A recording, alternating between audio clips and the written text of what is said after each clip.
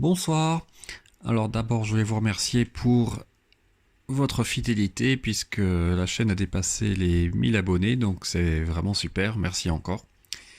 Et je voulais faire ce soir une petite vidéo rapide sur le bonus écologique, la suite, parce que je me suis intéressé il y a quelque temps sur la Model 3, si vous vous souvenez bien, pour la grande autonomie qui était à 59 000 euros et donc ça posait des problèmes par rapport au bonus de 3 000 euros puisqu'on dépassait on dépassait les 60 000 quelle que soit l'option.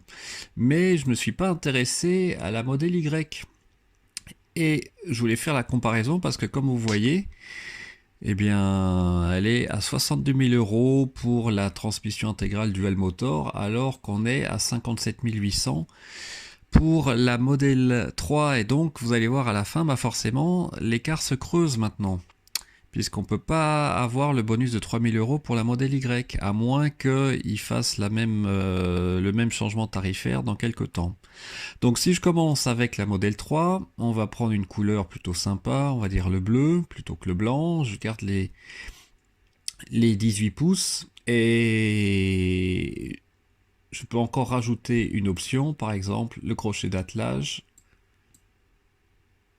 Et on va arriver, je garde l'intérieur noir, je rate évidemment pas le FSD parce qu'autrement je vais dépasser les 60 000 euros. Donc j'arrive à 59 920 avec le bonus de 3 000 euros, 56 920. Bien. Maintenant, regardons pour la Model Y. 62 000 euros en dual motor. Je vais prendre la couleur bleue. Alors déjà, si vous regardez bien, alors je ne sais pas pourquoi, j'espère que ça ne sera pas le cas pour l'année prochaine, mais on peut pas avoir le crochet d'attelage sur la Model Y en dual motor, même pas la performance, hein, la long range. Donc c'est un peu bizarre, c'est un peu étonnant, puisque je pense que le châssis est le même. Alors, elle est plus haute à mon avis, donc c'est peut-être pour ça qu'on peut pas avoir le crochet d'attelage, mais bon, bah, ça sera un facteur discriminant pour la Model Y pour ceux qui voulaient mettre une remorque. Et si je garde les 5 sièges, ce qui est un peu dommage, parce que moi, à mon avis, pour une Model Y, j'irai pour les 7 sièges, j'en profiterai, hein, c'est unique hein, pour une voiture SUV électrique, full électrique, avoir 7 sièges, c'est quand même bien. Mais enfin bon, on va essayer de comparer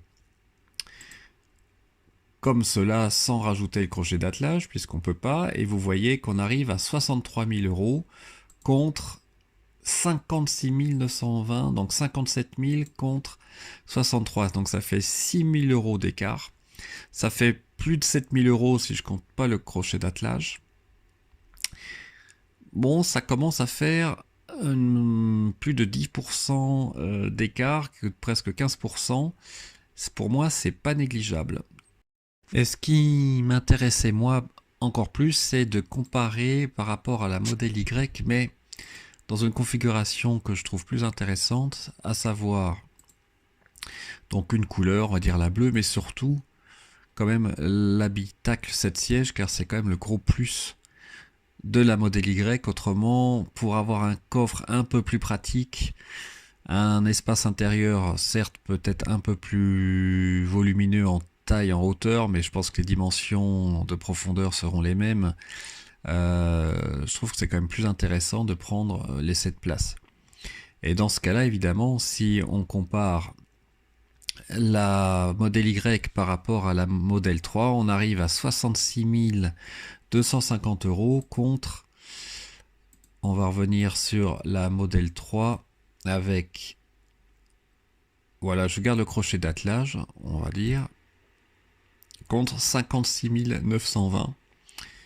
Donc on arrive donc à une différence de 10 000 euros.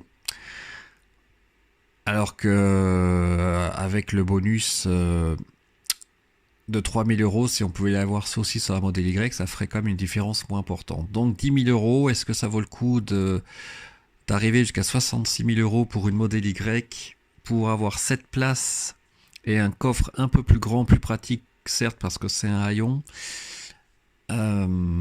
Pour moi, la question se pose. Je pense qu'évidemment, il y aura un public, hein, parce que les SUV ont beaucoup de succès, puis la voiture sera fantastique en termes d'agrément, j'ai pas de doute. Les performances sont largement suffisantes. Mais par rapport à la mienne, par exemple, qui a une modèle 3 un peu particulière, puisque j'ai une performance, on va dire, de base, sans le pack performance à 61 000 euros en tout, 61 500.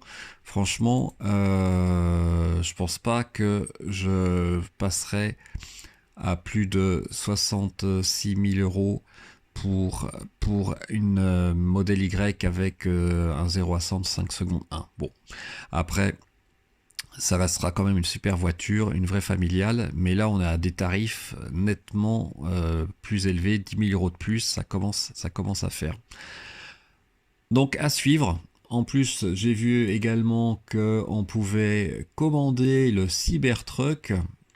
Alors ça c'est intéressant, je ne savais pas qu'on pouvait le commander en Europe avec la single motor, le dual motor, mais on n'a pas le prix en fait. On a juste la commande qui est de 100 euros. On sait juste que la conduite autonome coûte 6300 euros. En essayant avec le dual motor, acheter, qu'est-ce qui se passe? Non, on n'a pas le prix. Mais honnêtement, ça sera assez bizarre, entre guillemets, de voir un tel modèle en Europe. Je pense qu'on n'a pas du tout l'habitude, donc j'ai hâte. J'ai hâte que la voiture soit homologuée et voir le succès ou pas en Europe, vu les dimensions de l'engin. C'est quand même particulier et c'est un sacré défi, mais je suis sûr que ça trouvera son public. À suivre en tout cas. Voilà, donc j'espère que cette vidéo vous a plu. Merci encore pour votre fidélité. D'ailleurs, j'ai vu que YouTube m'avait enlevé ma vidéo spatiale. Je ne sais pas pourquoi. Enfin, j'ai ma petite idée, mais c'est un peu dommage. Alors, j'aimais bien cette vidéo. Merci encore. N'hésitez pas à mettre un pouce bleu, à vous abonner et à utiliser mon lien de parrainage si le cœur vous en dit. Bonne soirée, au revoir.